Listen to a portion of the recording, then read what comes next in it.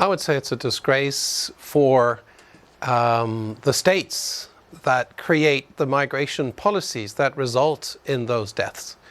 It's also a disgrace for the people who provide these migrants with unseaworthy vessels. So it's a disgrace for the whole process, for the whole picture. But everyone has a responsibility in what's happening here. Migrants have a responsibility as well, but often they don't know anything about what's going to happen to them. I guess you could say that the pull factor is just the EU, right? I mean, that is the magnet for all these people. Well, the magnet is not the EU itself. The magnet is that they have family or friends inside the EU who tells them, I'll find you a job, because there are jobs. These people in the EU, especially irregular migrants, they're not on welfare. They don't, in most countries, they don't have access to welfare payments and things like that. They all work.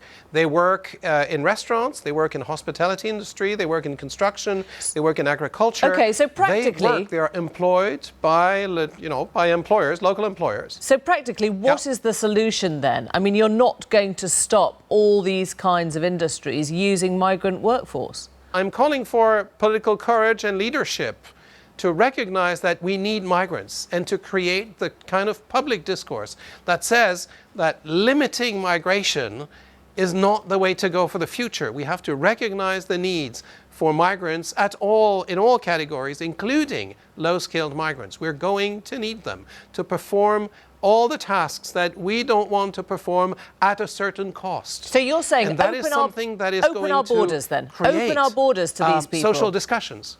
No, not open the borders, but create legal channels for migration, many more legal channels for migration, including for low-skilled workers, because we need them. And if we do that, we are going to reduce, probably never eradicate, but reduce the number of people who have to use smugglers to move. We're going to reduce the number of deaths at sea or in deserts, and we're going to reduce the vulnerability of those migrants who suffer terrible fate while en route towards our countries. We're too tough at the moment. At the moment, I think that countries are